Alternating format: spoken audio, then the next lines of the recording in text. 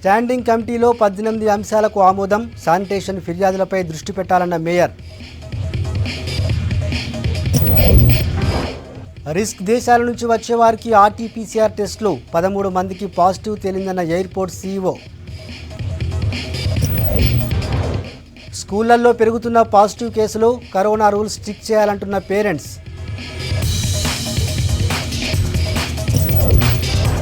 Border ట్యాక్సులతో lorry cab owners పరేషాన్. భారం తగ్గించకపోతే స్ట్రైక్ చేస్తామని వార్నింగ్.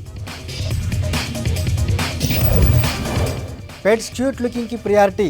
అకేషన్ ఫెస్టివల్స్కి తగ్గట్టుగా డ్రెస్సెస్.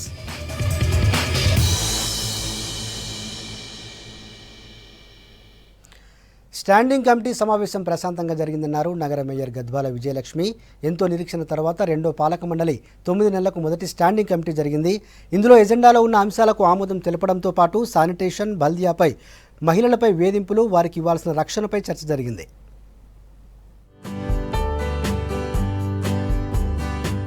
గ్రేటర్ హైదరాబాద్ మున్సిపల్ కార్పొరేషన్కు సంబంధించిన రెండో పాలక మండలి సమావేశం బల్దియా హెడ్ ఆఫీసులో జరిగింది. నగర మేయర్ గద్వాల విజయలక్ష్మి అధ్యక్షతన జరిగిన మీటింగ్లో 8 మంది టీఆర్ఎస్, 7 ఎంఐఎం కార్పొరేటర్లు పాల్గొన్నారు. జీహెచ్ఎంసీ కమిషనర్ లోకేష్ కుమార్, 6 జోన్ల జోనల్ కమిషనర్లు, అడిషనల్ కమిషనర్లు, ఉన్నతాధికారులు పాల్గొన్నారు.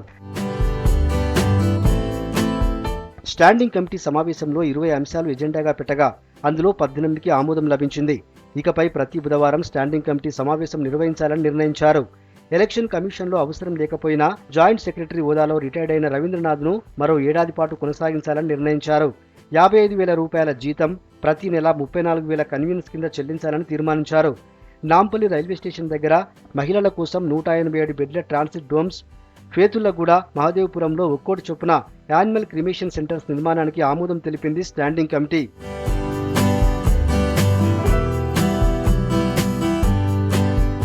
ఈ 18 అంశాలతో పాటు శానిటేషన్పై వస్తున్న ఫిర్యాదులపై పూర్తి స్థాయిలో దృష్టి పెట్టాలని నిర్ణయించారు.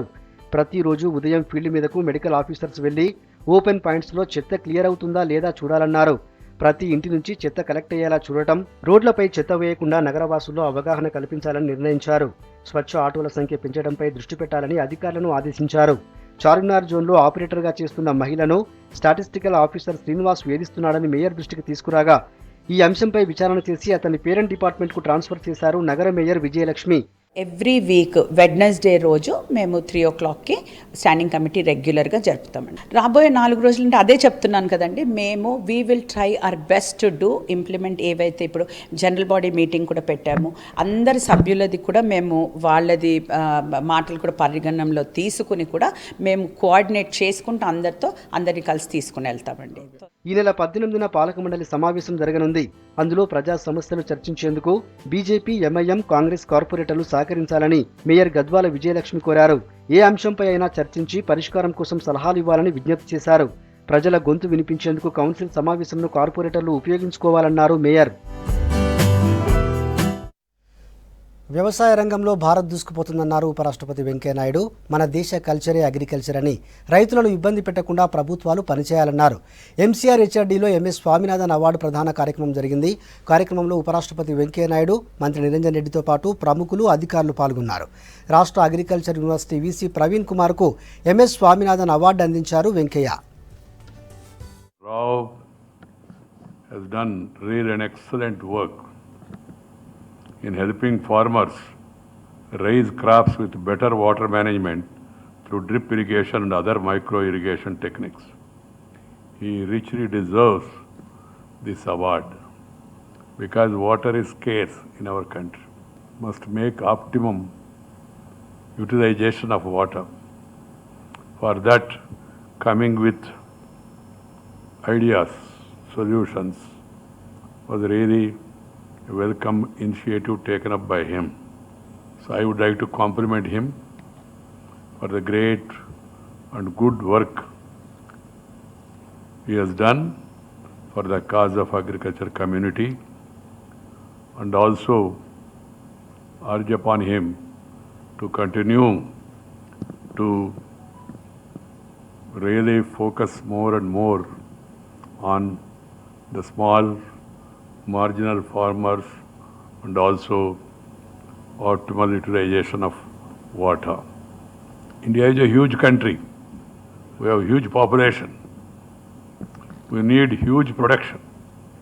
Not only that, we should not be satisfied with the achievements we have made.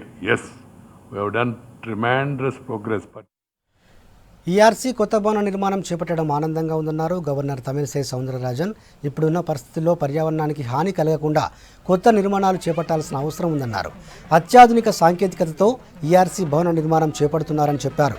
Hyderabad లక్టీకాపుల్లో Telangana విద్యుత్ నియంత్రణ భవన్కు శంకుస్థాపన చేశారు గవర్నర్ తమిళిసై. కార్యక్రమంలో ERC chairman Sriranga Rao, CMD Prabhakar Rao, TSPDCL CMD Raghuma Reddy, special CS Sunil Sharma, DGP Mahender Reddy, ఇతర ఉన్నతాధికారులు పాల్గొన్నారు.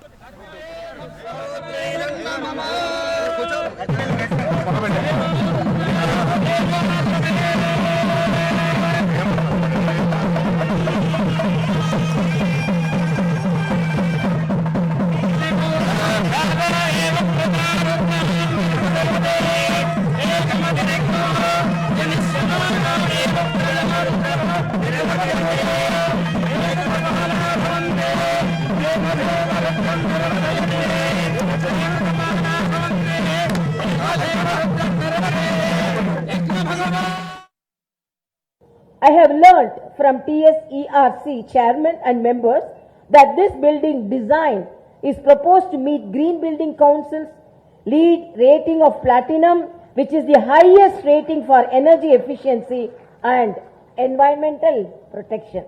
Latest solar panels, state-of-the-art design, ventilation and air conditioning system, a smart grid meter, energy efficiency lighting, advanced insulation, and in addition to all these remarkable components, the facility is going to integrate them together into an operating residence and provide a research facility for entrepreneurs. So while you incorporate these new technologies into this facility to help to achieve energy sustainability, you are also going to create a new threshold for the construction industry of the future. I think this is a remarkable beginning for us at this location, and I think with the facilities that you are going to start here by October 2022, support the state and the nation by providing a green environment. The work efficiency is going to increase, and at the same time, I think we can unleash an enormous economic wave of improvement by taking this TSERC Net Zero Energy Office as an example. బల్దియా standing కమిటీలో 18 అంశాలపై చర్చ జరిగినట్టు mayor Gadwal Vijayalakshmi తెలిపారు. హైదరాబాద్ను క్లీన్గా ఉంచేందుకు ప్రతి పౌరుడు సహకరించాలన్నారు. ఈ నెల 18న జరిగే కౌన్సిల్ సమావేశంలో ప్రజా సమస్యలు చర్చించాలంటున్న మేయర్ విజయలక్ష్మితో Shravan face to face. Telangana రాష్ట్రం ఏర్పడిన తర్వాత రెండో పాలక మండలి ఏర్పడిన తర్వాత ఇప్పుడు మొదటి స్టాండింగ్ కమిటీ సమావేశం జరిగింది. ఈ స్టాండింగ్ కమిటీలో ఎలాంటి అంశాలు చర్చకు వచ్చాయి అని అన్ని విషయాలు తెలుసుకునే ప్రయత్నం చేద్దాం. నగర మేయర్ గద్వాల విజయలక్ష్మి ఉన్నారు. మేడం, దాదాపుగా సంవత్సరం అంటే మీరు కార్పొరేటర్గా ఎన్నుకోబడి సంవత్సరం పూర్తయింది. ఇప్పుడు స్టాండింగ్ కమిటీ మొదటి స్టాండింగ్ కమిటీ మీ అధ్యక్షతన జరిగింది. ఎట్లా జరిగింది? ఏమి అంశాలు ప్రధానంగా చర్చకు వచ్చాయి? చాలా స్మూత్గా జరిగింది. అంత గౌరవ కార్పొరేటర్లు అందరూ కూడా వెరీ కోఆపరేటివ్గా విత్ కోఆర్డినేషన్తో అందరూ చాలా స్మూత్గా జరిగిందని చెప్పగలగము. అయితే మేజర్ ఇష్యూస్ మేము డిస్కస్ చేసింది ఏంటంటే అండి, ఈరోజు శానిటేషన్ గురించి కానివ్వండి, హౌసింగ్ గురించి కానివ్వండి, దెన్ ప్రాజెక్ట్స్ గురించి కానివ్వండి, ఫైనాన్స్ గురించి కానివ్వండి, కొన్ని మిస్సెలేనియస్ క్వశ్చన్స్, అట్లాంటి దాంట్లలో ఇవాళ మేజర్ చర్చ జరిగిందండి. మేడం, ఇటీవల స్వచ్ఛ సర్వేక్షణకి సంబంధించినటువంటి ర్యాంకులో గ్రేటర్ హైదరాబాద్ కొంచెం మెరుగుపడిందని చెప్పుకోవచ్చు. గత ఏడాది 65 ఉంటే ఈసారి 37 వచ్చింది. ఇంకా రాబోయే రోజుల్లో ఏ విధమైనటువంటి శానిటేషన్ మీద ఎలాంటి దృష్టి పెట్టబోతున్నారు? నిన్న షేలింగంపల్లి జోన్లో వెళ్ళి మీరు అక్కడ జోనల్ రివ్యూ చేశారు. దానికన్నా ముందు రోజు అంబర్పేటలో వెళ్ళి రివ్యూ చేశారు. శానిటేషన్ పైన ముఖ్యంగా మెడికల్ ఆఫీసర్లది, డిప్యూటీ కమిషనర్లది కీలక పాత్ర. ఏ అంశాలు పూర్తి స్థాయిలో చర్చించారు అండ్ ఎలాంటి ఆదేశాలు ఇవ్వబోతున్నారు? సో చూడండి, ఈరోజు మాకు స్వచ్ఛ సర్వేక్షణలో మేము పైకి వచ్చినా సరే, మాకు ఒక ర్యాంక్ వచ్చినా సరే, అంటే దాంతోనే మనం సరిపెట్టుకుని హ్యాపీ ఉండే అది కాదు. రోజు స్వచ్ఛ సర్వేక్షణ లాగా రోజు శానిటేషన్ మీద we have to concentrate every single day. ఎందుకంటే అది మేజర్ ఇష్యూ ఈరోజు సిటీ ఫేస్ చేస్తుంది. ఏ సిటీ అయినా ఒక గార్బేజ్ అంటేనే మనకి గార్బేజ్ పారేయడం అనేది ఒక పెద్ద ఇష్యూ. సో వాటిపైన చాలా చర్చలు జరిగింది, హౌ టు కంట్రోల్ దిస్. అందుకని ఈరోజు కూడా మేజర్ డిస్కషన్ దాంట్లో, అంటే మాకు వెహికల్స్ గురించి, అంటే దాంతో ఇన్వాల్వ్ అయిన ఇష్యూస్ ఏవంటే వెహికల్స్ కానివ్వండి, మన ఎస్ఎఫ్ఏలు కానివ్వండి, స్వీపర్లు కానివ్వండి, వీళ్ళందరినీ కూడా ఎట్లా కోఆర్డినేట్ చేసుకుని కార్పొరేటర్స్ని కలుపుకొని పోయి వాళ్ళతో సహా కార్పొరేటర్లు కానివ్వండి, అధికారులు కానివ్వండి, మీరు చెప్పినట్టు డీసీలు కానివ్వండి, ఎవ్రీబడి ఒక 2 గంటలు 3 గంటలు ఫీల్డ్ మీద అంటే కంటిన్యూస్గా మానిటర్ చేసుకుని వెళ్తే ఇంకా మేము బెటర్ చేయగలుగుతామని నేను అనుకుంటున్నాను. అందరి చూపు మొత్తం కూడా రాబోయే కౌన్సిల్ సమావేశం పైన ఉంది. బీజేపీ వాళ్ళు, ఎంఐఎం వాళ్ళు అండ్ టీఆర్ఎస్కి సంబంధించినటువంటి కార్పొరేటర్లు అత్యధికంగా ఉన్నారు. అండ్ పూర్తి స్థాయిలో సిద్ధంగా ఉన్నారా మేడం? అంటే మొన్న జరిగినటువంటి గొడవ దాని తర్వాత మీరు ఫుల్ ఫ్లెజ్డ్గా వాళ్ళ దగ్గర అలా అనేకమైనటువంటి అంశాలను వాళ్ళు రేస్ చేస్తారనేటువంటి సమాచారం. ఇది డెమోక్రటిక్ కంట్రీ కదండి. సో డెమోక్రసీ లోపల everybody has right to ask. ఇదేదో ప్రిపేర్ అయ్యేసి చెప్పి మాట్లాడేది కాదు. ఒకవేళ ఒక కార్పొరేటర్ మాట్లాడుతుంది అంటేనే, అంటే వాళ్ళకు ఒక సమస్య ఉంటేనే ఎవరన్నా లేపి మాట్లాడతారు కదా. I think I'm very liberal in that. And నేను అందరి ప్రశ్నలు కూడా నేను తప్పకుండా పేషెన్స్తో వింటాను. అండ్ మేము అందరం కూడా అధికారులు దీంట్లో ప్రిపేర్డ్నెస్ ఏమి ఉండదండి.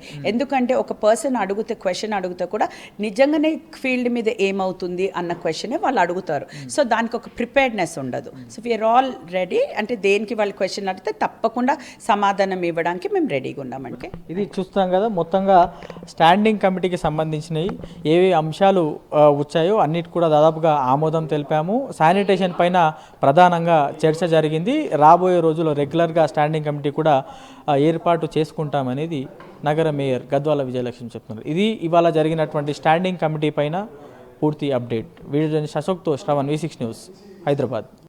రిస్క్ దేశాల నుంచి వస్తున్న ప్రయాణికులపై స్పెషల్ ఫోకస్ పెట్టామన్నారు శంషాబాద్ ఎయిర్పోర్ట్ CEO ప్రదీప్ ఫణికర్. ప్రయాణికులందరికీ RT-PCR టెస్టులు చేస్తున్నామన్నారు. ఎయిర్పోర్ట్లో ఇంటర్నేషనల్ అరైవల్ ప్రీ ఇమిగ్రేషన్లో డెడికేటెడ్ కోవిడ్ టెస్టింగ్ బూత్లు ఏర్పాటు చేశామని తెలిపారు. దీంతో పాటు అరైవల్ గేట్ దగ్గర థర్మల్ స్కానర్లు ఏర్పాటు చేశామన్నారు. RT-PCR ర్యాపిడ్ టెస్ట్ కోసం బుక్ చేసుకున్న వారి కోసం ప్రత్యేక కౌంటర్లు ఏర్పాటు చేశామన్నారు. రిజల్ట్ వచ్చే వరకు ఎయిర్పోర్ట్లోనే ఖచ్చితంగా వేచి ఉండాలన్నారు CEO ప్రదీప్ ఫణికర్.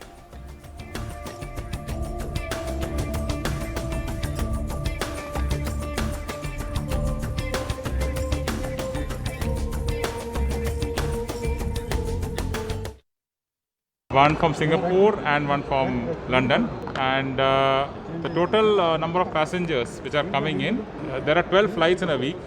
12 फ्लाइट है सब मिला के, जिसमें से 7 फ्लाइट सिंगापुर से है हर हफ्ते और 5 फ्लाइट लंदन से है. And 250 passengers are there from London on an average on a flight, and about 150 passengers 150 passenger है फ्रॉम सिंगापुर. जैसे ये उतरते हैं, उनको जब APHO के डेस्क से निकलते हैं तो उनको ले जाते हैं. We take them to a separate area, एक होल्डिंग एरिया है, वहाँ ले जाते हैं.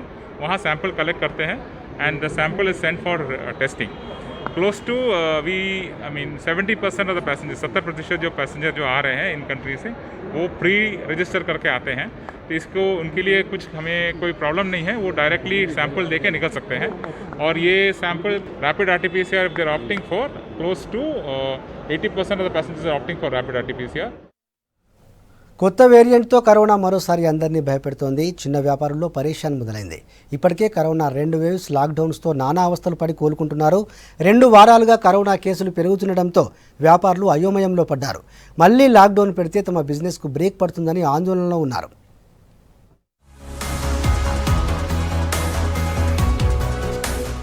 కరోనా కష్టకాలంలో చాలా మంది ఇబ్బందులు పడ్డారు. 2 సార్లు లాక్డౌన్ విధించడంతో ఫైనాన్షియల్ గా చాలా సమస్యలు ఎదుర్కొన్నారు. కోవిడ్ తో దెబ్బతిన్న వ్యాపారాలు ఒక్కొక్కటిగా మొదలయ్యాయి. జనం ఎలాంటి భయం లేకుండా ఇళ్ల నుంచి బయటికి వస్తున్నారు. పండుగలు, శుభకార్యాలు జరుగుతుండటంతో మార్కెట్లు బిజీగా మారుతున్న వేళ మరలా టెన్షన్ మొదలైంది. ప్రస్తుతం కరోనా కేసుల సంఖ్య పెరుగుతుండగా మరోవైపు ఒమిక్రాన్ వేరియంట్ భయపెడుతోంది. లాస్ట్ టైం 2 times లాక్డౌన్ చేసినప్పుడు బిజినెస్ లేదు, చాలా ఇబ్బంది అయిపోయింది, చాలా ఆర్థిక పరిస్థితులు చాలా అదైపోయింది మాకు అందరికీ. మళ్ళీ ఇప్పుడు లాక్డౌన్ అంటారు మళ్ళీ జనవరి నుంచి. మళ్ళీ ఏమవుతుంది, ప్రభుత్వం ఏం చేస్తారో తెలియదు, కానీ ఇప్పటికే బిజినెస్ లేవు. ఈ పెళ్ళిళ్ళ సీజన్స్ అని అవి ఇవన్నీ అంటున్నారు, కానీ గిరాకులు లేవు, ఏం లేవు. రోజు 10-15 కిలోలు అమ్ముకుంటాం మా ఎక్కువ గొప్ప. లాస్ట్ టైం లాక్డౌన్లోనైతే 25-30 కిలోలు వేయదు మేడం. ఇప్పుడు ఆన్లైన్లో అని చెప్పేసి అక్కడిక్కడ భయపడి పబ్లిక్ ఎవరు బయటికి రావట్లేదు. లాక్డౌన్ కరోనా దుఃఖించి చాలా ఇబ్బంది అవుతుంది మాకు. ఈ ఏడాది జూలై నుంచి ఇప్పటి వరకు మంచిగా వ్యాపారం జరిగింది. లాక్డౌన్ లో చేసిన అప్పులు కొంతవరకు తీరాయన్న సంతోషం ఎక్కువ రోజులు నిలిచేలేదంటున్నారు వ్యాపారులు. కేసులు పెరుగుతుండటంతో మళ్లీ లాక్డౌన్ లేదా ఆంక్షలు పెడితే తమ బిజినెస్ పై భారీ ఎఫెక్ట్ పడుతుందని భయపడుతున్నారు. సొంత గ్రామాలకు వెళ్లిన కార్మికులు, ఉద్యోగులు గత నెలలోనే తిరిగి సిటీకి వచ్చారని, అంతలోనే ఈ వైరస్ భయపెడుతోందని ఆవేదన వ్యక్తం చేస్తున్నారు వ్యాపారులు. ఇవి కూరగాయల రేట్లు బాగా ఎక్కువైపోయినాయి, ఆన్లైన్లో బుక్ చేసుకుంటారు, ఎక్కువ కొనట్లేరు. ఈ మళ్ళీ లాక్డౌన్ పెడితే మళ్ళీ చాలా ఇబ్బంది అయిపోతుంది, ఏం చేయాలో ఏమో అర్థమవుతలేదు. కూరగాయలు అయితే అన్నీ 100, 50, 60, 70 పైనే ఉన్నాయి తప్ప తక్కువ అస్సలు లేవు. ఆ కిలో కొనేటోళ్ళు అరకిలో కొంటలేరు, అరకిలో కొనేటోళ్ళు పావు కిలో గిట్లంగా కొంటారు. రెక్కాడితే కానీ డొక్కాడని కూలీలు, స్ట్రీట్ ఫుడ్, కూరగాయలు, చిన్న చిన్న స్టాల్స్ రన్ చేసేవారు వైరస్ పెరిగితే ప్రభుత్వం తీసుకునే నిర్ణయంపైనే తమ బతుకులు ఆధారపడి ఉన్నాయంటున్నారు. ఎక్కువగా బిజినెస్ జరిగే అమీర్పేట్, బేగంపేట, పంజాగుట్ట, ఎల్బీ నగర్, కుకట్పల్లి ఏరియాలు డీలాగా కనిపిస్తున్నాయి. ఏదో కూరగాయలు కొబ్బరి బొమ్మలు పెట్టుకొని బతున్నా, మళ్ళా లాక్డౌన్ అని చెప్పి అన్నారు అనుకోరి. ఇప్పుడు స్కూల్ స్టార్ట్ చేసి ఎన్ని రోజులు అయింది, ఒక 2 నెలలు 3 నెలలు అవుతుంది. మళ్ళీ ఇప్పుడు స్కూల్ స్టార్ట్, సిమెంట్ ఐగులు బంద్, ఈ బంద్ అయిపోయింది అనుకో. ఈ ఉన్న పైసలు మొత్తం అయిపోయినాయి, ప్రభుత్వం పైసలు మొత్తం అయిపోయినాయి, డబ్బు అయితే లేదు. ఆ ఉన్న డబ్బునే దాన్ని చదువుకుంటున్నారు.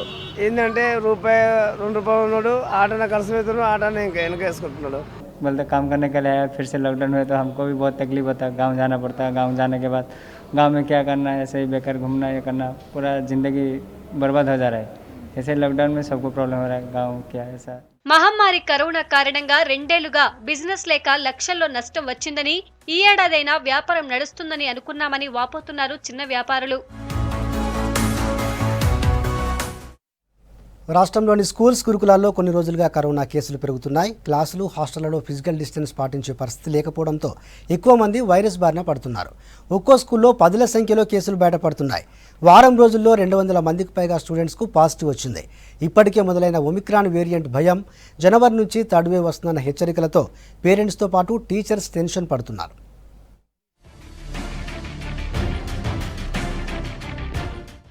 రాష్ట్రంలోని ప్రభుత్వ, ప్రైవేట్ స్కూల్స్లో సెప్టెంబర్ 1 నుంచి ఫిజికల్ క్లాసులు ప్రారంభమయ్యాయి.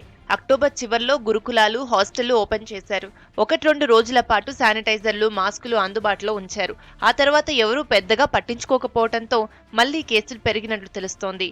కరోనా రూల్స్ ని స్కూల్ పిల్లలు పెద్దగా పాటించకపోవడంతో రోజురోజుకి కేసుల సంఖ్య పెరుగుతోంది. దీంతో స్కూల్స్ కి వెళ్తున్న విద్యార్థుల విషయంలో పేరెంట్స్ ఆందోళన చెందుతున్నారు. పంపించడం బెటర్ నాకు తెలిసినంత వరకు, ఎందుకంటే మన హార్ట్ కదా మనకి ఇంపార్టెంట్, వాళ్ళు లేకపోతే మనం లేము ఇప్పుడు ప్రస్తుతం. కాబట్టి పంపించడం, కానీ పిల్లలు ఏంటంటే ఇంట్లో బాగా అల్లరి చేస్తున్నారు, మొబైల్ అట్రాక్ట్ అయిపోతున్నారు. అవుట్ సైడ్ ఎక్కడ ఆడదామంటే కూడా చాలా, అది ఒక్క పెద్ద మైనస్ అవుతుంది యాక్చువల్లీ. నాకు తెలిసి ఆన్లైన్ క్లాసే బెటర్ థర్డ్ వేలో. ఇక 2-3 మంత్స్ అంటే ఆల్మోస్ట్ 2-3 మంత్స్లో స్కూల్ అయిపోతాయి, మీకు తెలిసిందే విషయం. ఆ తర్వాత మళ్ళీ ఇంకొక 2-3 మంత్స్ అంటే ఇంకా 6 months ఉంది కాబట్టి 6 months తర్వాత ఏమన్నా ఇక ఆల్మోస్ట్ మొన్ననే 1-2 weeks అవుతుంది స్టార్ట్ చేసి, ఇప్పుడు మళ్ళీ క్లోజ్ అంటే ప్రాణాల కంటే ముఖ్యం కదమ్మా. ఈ సంవత్సరం కాకపోతే ఇంకో సంవత్సరం 6 నెలలు పోతుంది, కానీ పిల్లల్ని జాగ్రత్త చూసుకోవడం ఇంపార్టెంట్ మా. పంపించడం బెటర్ అమ్మా, దానికి వేసినాకనే పంపించడం బెటర్, ఎందుకంటే చాలా టఫ్ ఉంటుంది అంటున్నారు ఈసారి. చాలా థర్డ్ వేవ్ అయితే చెప్పలేని పరిస్థితి, చాలా ఫిల్టర్ చేసే సూచనలు ఉన్నాయి. ఇక్కడ థర్డ్ వేవ్ అంటే వస్తుందని న్యూస్లో అక్కడ వింటున్నాం మేడం. కాకపోతే కొంచెం జాగ్రత్తలు తీసుకొని స్కూల్కి పంపిస్తేనే బెటర్ అని అనిపిస్తుంది. దానికి గవర్నమెంట్ వాళ్ళు గిట్ట కొంచెం తొందరగా అది పిల్లలకి గిట్ట వ్యాక్సిన్ వేయించుకునే మార్గం ఏమైనా చూస్తే బాగుంటుందని నా ఉద్దేశం. కరోనా మొదటి వేవ్ పెద్దవాళ్లకు, రెండో వేవ్ మిడిల్ ఏజ్ గ్రూప్స్ పై ఎక్కువ ప్రభావం చూపింది. ఇప్పుడు మూడో వేవ్ పిల్లలపై ప్రభావం చూపుతుందన్న డాక్టర్ల హెచ్చరికలతో పేరెంట్స్ మరింత భయపడుతున్నారు. ఇప్పుడున్న పరిస్థితుల్లో రిస్క్ తీసుకోవటం కన్నా మళ్ళీ ఆన్లైన్ క్లాసులే బెటర్ అంటున్నారు. పిల్లలకు వ్యాక్సినేషన్ ప్రాసెస్ ని వేగవంతం చేయాలని కోరుతున్నారు పేరెంట్స్. లైక్ ఇప్పుడు థర్డ్ వేవ్ వస్తుంది, అయితే స్కూల్కి అయితే పంపించద్దు.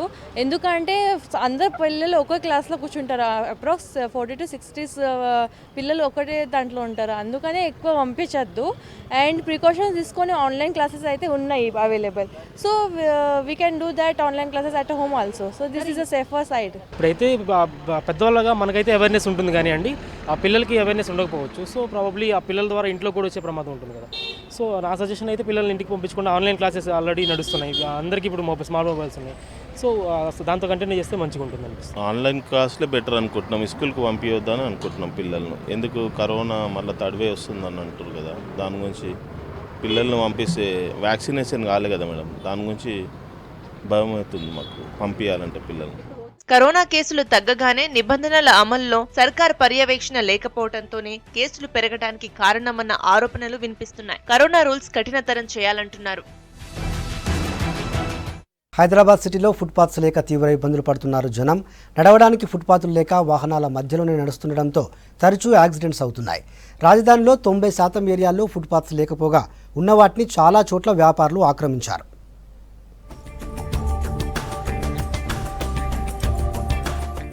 గ్రేటర్ హైదరాబాద్లో అడుగడుగున సమస్యలే. రోడ్లు సరిగా ఉండవు, డ్రైనేజీలు పొంగుతూ ఉంటాయి, ఫుట్పాత్ల ఆక్రమణలు, ఇలా అనేక సమస్యలతో నగరవాసులు అవస్థలు పడుతున్నారు. సిటీలో 430 కిలోమీటర్ల దాకా ఫుట్పాత్లు ఉన్నాయని సర్కార్ చెప్తున్నా 1-2 ఏరియాల్లో తప్ప మిగతావన్నీ ఖరాబయ్యాయి. చాలా చోట్ల ఫుట్పాత్ పై నడవటమే కష్టంగా ఉంటోంది. బంజారా హిల్స్, జూబ్లీ హిల్స్ ప్రాంతాల్లోనూ ఫుట్పాత్లు కనిపించడం లేదు. రోడ్డు దాటడమే కాదు, పక్క నుంచి నడవాలన్న ఇబ్బందే. తరచూ యాక్సిడెంట్స్ అవుతుండటంతో పాదచారులు టెన్షన్ పడుతున్నారు. ఇంత పెద్ద రోడ్లకు ఫుట్పాత్లు ఎందుకు లేవని ప్రశ్నిస్తున్నారు. రోడ్లు ఎంత ఇరుకు అనిపిస్తున్నాయి మాకు. అన్ని కార్లు అన్నీ వచ్చేసరికి రోడ్డు దాటడానికి నానా తంటాలు పడవుతుంది. నేను నడుచుకుంటూ వస్తుంటే కూడా అంతే, ఏది దాగుద్దో కూడా అర్థమయ్యట్లేదు. ఫుట్పాత్లు చేయాలి అక్కడక్కడ. ఈ రోడ్లు కూడా వెడల్పు చేస్తే కొంచెం మంచిదని అనుకుంటాను. ఫుట్పాత్లు సరిగా లేవు. నడవాలంటే రోడ్డు పండు బండ్లు వస్తున్నాయి, ఏ బయటకు వచ్చి కూర్చో తెలియదు. దానికి భయపడకుండా దిక్కులు చూసుకుంటూ నడవాలి. అట్లా అయిపోతుంది. నడుచుకుంటూ పోయేటోళ్ళు వాళ్ళకు ఒక ఫుట్పాత్ సరిగ్గా ఉండాలి. వాళ్ళు దాని మీద నడుస్తుంటారు. రోడ్ల మీద నడుచుకుంటూ పోతే ఏమైనా యాక్సిడెంట్ అయితే ఎవడు జిమ్మదారి? సిటీలో రద్దీగా ఉండే కోఠి, దిల్సుఖ్ నగర్, సికింద్రాబాద్, అమీర్పేట్, అబిడ్స్ లో ఫుట్పాత్లు ఉన్నా వాటిపై షాపులు పెట్టి బిజినెస్ చేస్తుండటంతో నడిచే వాళ్లకు ఇబ్బందిగా ఉంటోంది. వీళ్లు రోడ్డు ప్రమాదాల బారిన పడుతున్నారు. యాక్సిడెంట్ల మృతుల్లో 15% మంది రోడ్లపై నడిచే వాళ్లని లెక్కలు చెబుతున్నాయి. గ్రేటర్ హైదరాబాద్ లో 100 కోట్లతో ఫుట్పాత్లు నిర్మిస్తామని మంత్రి కేటీఆర్ ఇచ్చిన హామీ ఇప్పటికీ నెరవేరలేదు. ఫుట్పాత్ పై నడవటానికి దారి లేక స్కూళ్లు, కాలేజీల పిల్లలు రోడ్లపైనే వెళ్తున్నారు. మళ్ళీ ఇక్కడ కట్టారు, మళ్ళీ ఇక్కడ మొత్తం వదిలేశారు. మేము ఇట్లా నడుచుకుంటూ వస్తాం, మమ్మల్ని గుద్దితే కార్లు పెట్టారు. మళ్ళీ అవి ఏం క్లియర్ చేయట్లేదు అంకుల్. సైకిళ్ళు, బండిలు ఇవన్నీ వస్తున్నాయి. మాకు నడవడానికి పెట్టిరు ఇది మెట్రో. ఇక్కడ నుంచి ఇప్పుడు మేము ఇట్లా నడుచుకుంటూ వస్తుంటే మాకేమైనా అయితే ప్రాబ్లం ఏంటి చెప్పండి అంకుల్ మీరు. మొత్తం ఇదంతా క్లీన్ చేపించేసి మొత్తం ఒకటే అన్ని ఫుట్పాత్ ఏర్పాటు చేయాలి. భయం అవుతుంది అంకుల్, ఏమన్నా బండి కుదుతాం మా ఇంట్లో సఫర్ అయ్యేది. అందుకనే సైడ్ పాయింట్కే నడుస్తున్నా. ఫుట్పాత్ నడవడానికే జనాలకి. హైదరాబాద్ సిటీలో చాలా చోట్ల ఫుట్పాత్లపై టాయిలెట్లు, అన్నపూర్ణ క్యాంటీన్లు, వాటర్ ఏటీఎంలు ఏర్పాటు చేశారు. సిటీలో 2000 వరకు ఉన్న బస్టాపులన్నీ ఫుట్పాత్లపైనే ఉన్నాయి. పాన్ షాపులు, ఇతర చిన్న షాపులు కూడా వాటి పక్కనే నడుస్తున్నాయి. చాలా చోట్ల కరెంటు స్తంభాలు, ట్రాన్స్ఫార్మర్లు, కేబుళ్లు ఫుట్పాత్లపై ఉంటున్నాయి. వీటికి తోడు తోపుడు బండ్లు కూడా ఉంటున్నాయి. దీంతో జనం ఫుట్పాత్లు దిగి రోడ్ల మీదే నడుస్తున్నారు. పక్క సైడ్ ఎత్తుకుంటున్నాం కదా, ఇబ్బంది ఏమి లేదు. వచ్చిన వాళ్ళందరూ కొద్దిగా పక్కన పెట్టుకుంటున్నాం. కార్లు కూడా పక్కన పెట్టుకోమంటున్నాం. రోడ్డు మీద కాకుండా పక్కన పెట్టుకోమంటున్నాం. రోడ్డు మీద ఆగిన కార్ని కొద్దిగా పక్కన పెట్టుకుని గిరాకు చేస్తున్నాం. స్కూల్ వాళ్ళని వాళ్ళకి పక్క నుంచి వెళ్తున్నారు సార్. అక్కడ పెట్టేదాము, లోపలికి అక్కడ పెడతాము. ఇటు ఏం పెట్టాము, ఆ వర్క్ ఈ బిల్లింగ్ వర్క్ నడిచేదానికి ఇక్కడ పెట్టాము. ఇప్పుడు మళ్ళీ అక్కడనే పెట్టుకుంటాము. అది అటు వెనక్కి పెట్టుకుంటాం గల్లీలో. మేము ఇక్కడ కరెక్ట్గా మీరు మంచి గురించే అంటుంది కానీ వెనక్కి పెట్టుకుంటాం. రోడ్డుకి ఏం పెట్టుకోము. ఇప్పటికైతే సరే ఇక్కడ పెట్టుకోండి అని ఎవరన్నా అన్నా కూడా ఇదివరకు మేము అక్కడ పెట్టుకునే వాళ్ళం లేదు సార్. ఇప్పటికైతే ఎవరు ఏం అడగలేదు, ఎవరు కూడా ఇవ్వలేదు సార్. జీహెచ్ఎంసీలో కొత్త ఫుట్పాత్స్ నిర్మించకపోగా రోడ్లు ఆక్రమించి షాపులు పెట్టుకుంటున్న వారిపై యాక్షన్ కూడా తీసుకోవట్లేదు అధికారులు. గతంలో జీహెచ్ఎంసీలోని enforcement vigilance director special drive చేపట్టేవారు. ఫుట్పాత్లు, రోడ్లపై ఆక్రమణల్ని కూల్చేసేవారు. ఏడాదిగా అలాంటి చర్యలు చేపట్టడం లేదంటున్నారు సిటీ జనం.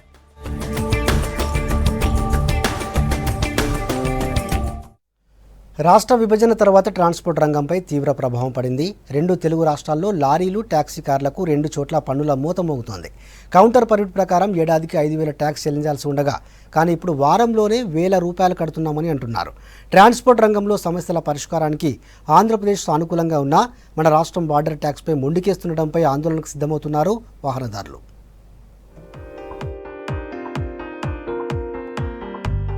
కోవిడ్తోనే 2 ఏళ్లుగా తీవ్ర ఆర్థిక ఇబ్బందులతో నెట్టుకొస్తున్నారు రవాణా రంగంపై ఆధారపడ్డవారు. 7 ఏళ్లైనా బార్డర్ ట్యాక్స్ల సమస్య ఇంకా కొలిక్కి రాకపోవడంతో కోలుకోలేని దెబ్బతిన్నామంటున్నారు క్యాబ్ అండ్ లారీ ఓనర్లు. సరుకు రవాణాలో కీలకంగా ఉండే లారీలు స్టేట్ బార్డర్ దాటితే ట్రిప్కే ₹1,000 చెల్లించాల్సి రావడంతో తీవ్రంగా నష్టపోతున్నట్టు చెబుతున్నారు. ఈ సమస్యపై ధర్నాలు, వినతి పత్రాలు ఇచ్చినా ప్రభుత్వాలు పట్టించుకోవట్లేదంటున్నారు.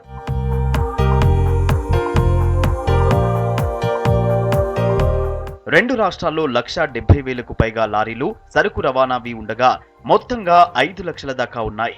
వీటిల్లో 60% మంది ఓనర్ కమ్ డ్రైవర్లుగా ఉండడంతో ట్యాక్స్లతో భారం పడుతోందని చెబుతున్నారు.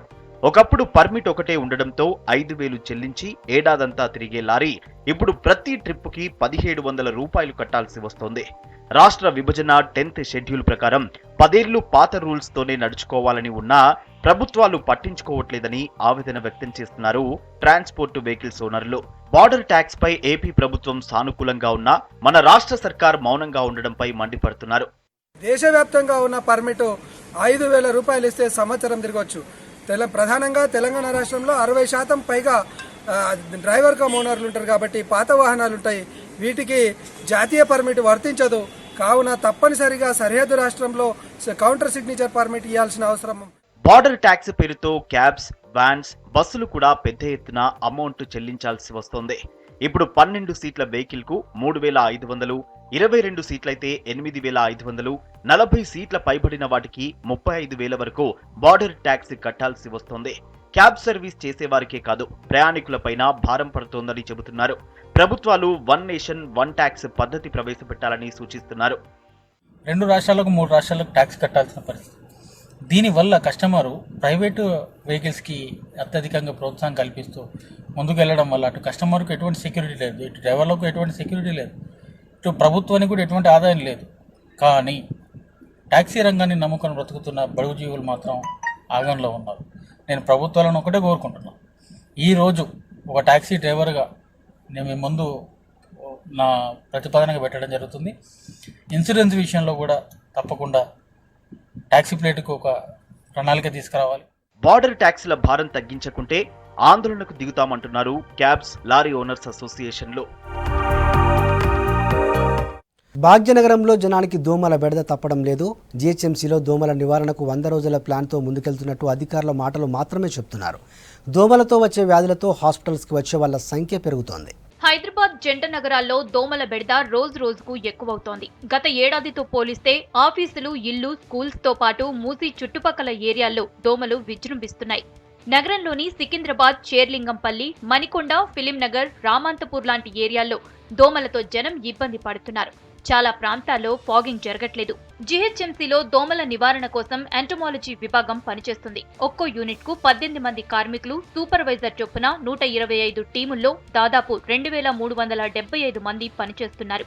గతంలో డివిజన్ కు 1 చొప్పున 150 పోర్టబుల్ ఫాగింగ్ మిషన్లు మాత్రమే ఉండగా హైకోర్టు మందలింపుతో ఈ మధ్య వాటిని 300కు పెంచారు. వీటిలో కొత్తవి ఇంకా వాడడం లేదు. పెద్ద మిషన్లు కూడా మరో 50 కొన్నారు. అన్ని కలిపి 63 పెద్ద మిషన్లున్నాయి. మొత్తం 150 పోర్టబుల్ ఫాగింగ్ మిషన్లలో 130 నుంచి 140 వరకు మాత్రమే వాడుతున్నట్టు తెలుస్తోంది. ఎండాకాలంలో బాగుంటాయి బిడ్డ. ఎండాకాలంలో ఒక 3 నెలలు మాత్రం వస్తు దోమలు. బయట నిలవడానికి రాదు. దోమలు డోర్లు పెట్టుకొని ఉండాలి. మళ్ళీ ఈ ఏరియా కూడా అంత మొత్తం 4 ఏరియా స్మెల్ కూడా బాగుంటుంది. సాయంత్రం అయితే 6-7 అయితే మేము బయటకి రాము. ఎక్కువ శాతం డోర్లు పెట్టుకొని ఉంటాం. మేము చాలా ఉన్నాయి. అవునట బిడ్డ. డెంగ్యూ అంటే, మలేరియా అంటే, ఇవాళ రేపు కరోనా అంటే దాంతో మస్తు భయం బిడ్డ. మేము ఎప్పుడు ఎక్కువ శాతం బయట ఏం కూర్చోం. దర్వాలు పెట్టుకోకుండా ఎట్లుంటుందమ్మా? ధరలు పెడతాం కదా, ధరలు పెట్టుకున్నాం కాబట్టి ఉంటాయి. ఇంట్లో కూడా ఉంటాయి, మస్తుగా ఉంటాయి. దోమల పచ్చలు పెట్టుకుంటాం. ఇక ఇంట్లోకి వెళ్ళి బయటికి వెళ్ళారు. దోమలు అంటే ఒక్క దోమలే ఉంటాయి కానీ ఏమంత. కరోనా వ్యాపించకుండా 2 ఏళ్లుగా నగరంలో హైపోక్లోరైట్ ని పిచికారీ చేస్తున్నారు. ఎంటమాలజీ సిబ్బంది ఎక్కువగా ఈ పనుల్లోనే ఉండటంతో దోమల ఫాగింగ్ ఎవరూ పట్టించుకోవట్లేదు. రాత్రుళ్లే కాదు, కొన్ని ఏరియాల్లో పగలు కూడా దోమల బెడద ఉంటుంది. 24 గంటలు ఇంటి తలుపులు వేసుకుని ఉంటున్నారు జనం. దోమల నివారణ కోసం మస్కిటో కాయిల్స్, దోమతెరలతో జాగ్రత్తలు తీసుకుంటున్నట్టు కొందరు చెబుతున్నారు. దోమల నివారణపై అధికారులు దృష్టి పెట్టాలని సిటీ జనం కోరుతున్నారు.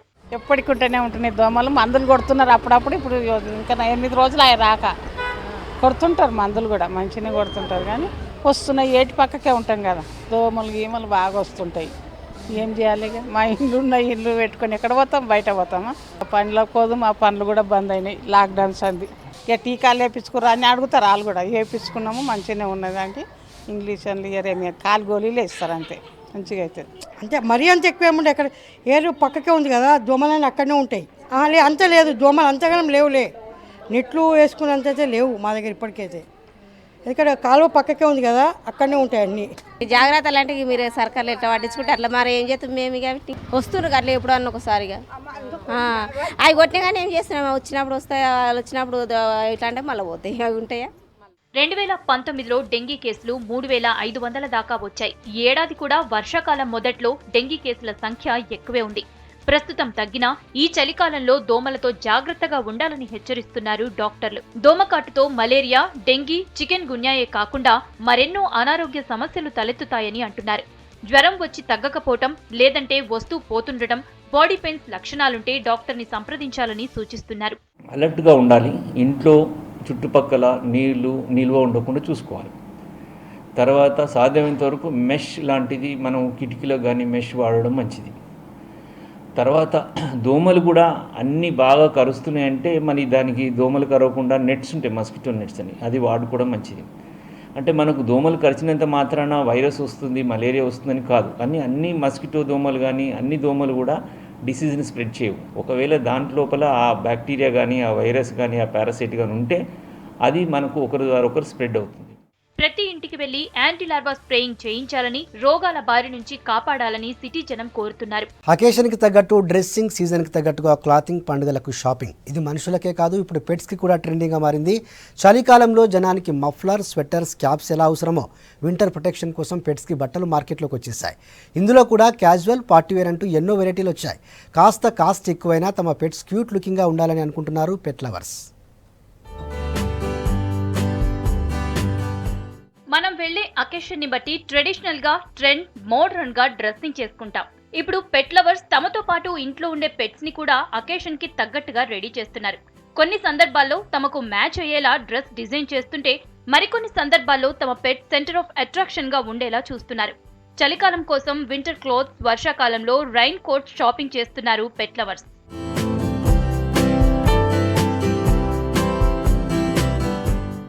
వ్యాపారులు కూడా కేవలం పెట్ డ్రెస్సింగ్ కోసం ప్రత్యేకంగా స్టోర్స్ తెరుస్తున్నారు. కొత్త కలెక్షన్స్ అంటూ పెట్ లవర్స్ ని అట్రాక్ట్ చేస్తున్నారు.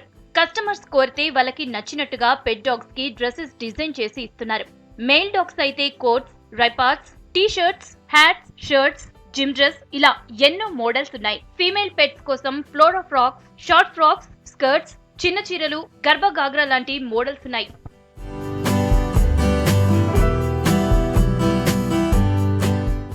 సీజనల్ షాపింగ్ తో పాటు పెట్ పేటెంట్ బర్త్డేస్ కి ఎక్కువ షాపింగ్ చేస్తుంటారు. ఈ మధ్య పెట్స్ ని పెంచుకునే వాళ్ళు తమకి, పెట్స్ కి సేమ్ డ్రెస్ ఉండేలా డిజైన్ చేయించుకుంటున్నారు. పెట్ డ్రెస్లు 700 నుంచి 5000 రూపాయల దాకా ఉన్నాయి. కస్టమైజ్డ్ గా కోరితే 2 రోజుల్లో పెట్ లవర్స్ కి నచ్చినట్టుగా డిజైన్ చేసి ఇస్తామంటున్నారు వ్యాపారులు. In these, like we have bandanas, tuxedo bandanas, customized bandanas. Even you can get it customized as well. You can get it embroidered on the bandanas as well. So in this we have different types of bandanas, like tuxedo bandanas and normal bandanas. We have collar scarf, we have collar bow bandana, bow collar we have. So everything covers under this one, ma'am. గతంలో pets కి dress shopping అంటే stores చాలా తక్కువ ఉండేవి. Online లో ఎక్కువగా shopping చేసే వాళ్ళమని, ఇప్పుడైతే షాపుల్లో తమకు నచ్చిన డ్రెస్ తీసుకుంటున్నట్టు చెబుతున్నారు పెట్ లవర్స్. ప్రత్యేకంగా ఇంట్లో అకేషన్స్, పండుగలున్నప్పుడు ట్రెడిషనల్ కలెక్షన్స్ మార్కెట్లో దొరుకుతున్నట్టు చెబుతున్నారు. కస్టమైజ్ బర్త్డేకి కస్టమైజ్ చేయించాము రెండింటికి, ఎందుకంటే రెండు డిఫరెంట్ బ్రీడ్స్ కాబట్టి ఒకేలాగా దొరకడం కష్టం. సో రెండింటికి వాటి బర్త్డేకి కస్టమైజ్ చేసి ఇచ్చారు వాళ్ళు. అండ్ షర్ట్స్ ప్యాటర్న్ లాంటివి అడిగాము, చాలా బాగా చేసి ఇచ్చారు. పార్టీ వేర్ ఇంకా ట్రై చేయలేదు, చేయాలి. ఫెస్టివల్స్కి ట్రై చేయాలనుకున్నాము, చేయలేదు, చేయాలి. ఇప్పుడు క్రిస్మస్కి ట్రై చేద్దాం అనుకుంటున్నాం. ఇప్పుడు అకేషన్స్ అనే కాదు, జనరల్గా కూడా మేము వచ్చినప్పుడు కొంచెం ఇప్పుడు వాడు మెయిల్ డాగ్ కాబట్టి మా హస్బెండ్ టీషర్ట్స్కి ఏమైనా మ్యాచింగ్ అనిపిస్తే అట్లాంటివి. వీళ్ళు బేసిక్గా తిప్పే లీష్ కూడా అదే కస్టమైజ్ పైన ఫ్యాబ్రిక్. సో మనకి ఇంకా అకేషన్ బట్టి అండ్ ఇంకా అప్పుడప్పుడు కొన్ని ప్రింట్స్ నచ్చుతాయి ఎవరి దగ్గర చూసి, అట్లా కలర్స్ అండ్ ఆల్. తమ పెట్స్ అందంగా కనిపించేందుకు కాస్త కాస్ట్ ఎక్కువైనా ప్రత్యేకంగా డ్రెస్లు కొంటున్నారు పెట్ లవర్స్. అందంగా ఉండటానికి రకరకాల ప్రయత్నాలు చేస్తున్నారు అమ్మాయిలు. కాస్ట్ ఎంతైనా పర్వాలేదు, తామే బెస్ట్గా ఉండాలనుకుంటున్నారు. దీంతో కాస్మెటిక్ సర్జరీస్కి క్రేజ్ పెరిగింది. అయితే డాక్టర్ల పర్యవేక్షణ లేకుండా ఇలాంటి సర్జరీస్తో ప్రమాదం ఉంటుందని అంటున్నారు నిపుణులు.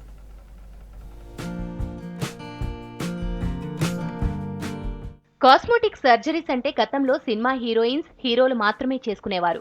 కానీ ప్రెజెంట్ జనరేషన్లో అందానికి మెరుగులు దిద్దడానికి అందరూ సర్జరీస్ చేయించుకుంటున్నారు. డాక్టర్స్ మాత్రం సరైన నిపుణుల అబ్జర్వేషన్లో చేయించుకుంటే ఎలాంటి హాని ఉండదంటున్నారు.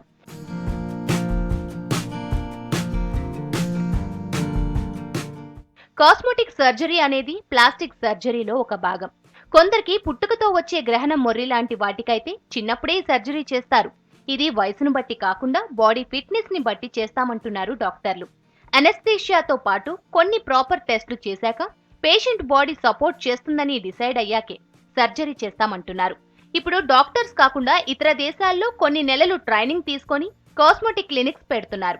వీటిల్లో permanent makeup, permanent facial, microblading, permanent lip colour లాంటివి అవసరం లేని వారికి కూడా ట్రీట్మెంట్ చేస్తున్నారని అంటున్నారు స్కిన్ స్పెషలిస్టులు. సో ఇప్పుడు కాస్మెటిక్ సర్జరీస్కి వస్తే నవేడేస్ చాలా చేస్తున్నామండి. పిఆర్పి అంటాము, platelet rich plasma, and anti aging botox అనేది కూడా ఇస్తూ ఉన్నాం. These are all very sophisticated newer techniques. So ఇవన్నీ కూడా డాక్టర్ గైడెన్స్లోనే తీసుకుంటే మంచిది ఎప్పుడైనా. ఇంకోటి థ్రెడ్ లిఫ్టింగ్, ఫేస్ లిఫ్టింగ్ ఇవన్నీ కూడా చేస్తాను. ఇవన్నీ కూడా very common nowadays. Fillers, under eye fillers ఇవన్నీ కూడా ఇస్తూ ఉంటాం. ఇవి ఏవైనా కూడా కాస్మెటిక్ సర్జరీస్ మీరు ఎప్పుడైనా if you want to go for those things ఒకసారి మీరు క్వాలిఫైడ్ డెర్మటాలజిస్ట్ని కలవడం అనేది ఉత్తమం. కాస్మెటిక్ సర్జరీ అవసరం లేకపోయినా ఇంకా అందంగా ఉండాలని చేయించుకుంటారు కొందరు. అలాంటి వారికి కౌన్సిలింగ్ ఇస్తున్నట్టు డాక్టర్లు చెప్తున్నారు. ముక్కు, body shaping, face lifting, hair transplantation లాంటివి సౌత్ ఇండియన్స్ ఎక్కువగా చేసుకుంటున్నారు. డాక్టర్ల పర్యవేక్షణలో చేస్తే సరైన రిజల్ట్ వస్తుందని, లేకపోతే అలర్జీతో మరికొన్ని స్కిన్ ఇన్ఫెక్షన్స్ వస్తాయని హెచ్చరిస్తున్నారు. ప్లాస్టిక్ సర్జరీలు ఒకే ప్లేస్ లో మళ్లీ చేయించుకోవాలంటే కనీసం 6 నెలల గ్యాప్ అవసరం. వేరే ప్లేసెస్ లో అయితే 2-3 వారాల గ్యాప్ లో చేయించుకోవచ్చు. మోడలింగ్, యాక్టింగ్, ఫిట్నెస్ ఫీల్డ్ లో ఉన్నవారు ఎక్కువగా కాస్మెటిక్ సర్జరీస్ పై ఇంట్రెస్ట్ చూపిస్తున్నారు. ఎవరైనా సరే అవసరానికి మించి చేయించుకోవద్దని సలహా ఇస్తున్నారు డాక్టర్లు. సో ఈ మైక్రోబ్లేడింగ్, పర్మనెంట్ మేకప్ వల్ల చాలా వరకు మంచిదే, బట్ చాలా మందికి we are seeing allergic reactions to that. So allergic reactions అటువంటివి వచ్చినప్పుడు మాత్రం if skin doctor, dermatologist unte we can give you proper medication. If unprofessional persons say if anything goes wrong, then that will be gives you a permanent damage to your face. Cosmetic సర్జరీకి వెళ్లే ముందు మన ఒరిజినాలిటీని దూరం చేసుకోకుండా చూసుకోవాలని సూచిస్తున్నారు వైద్య నిపుణులు. ఇవి హమారా Hyderabad updates. For more updates keep watching V6 News.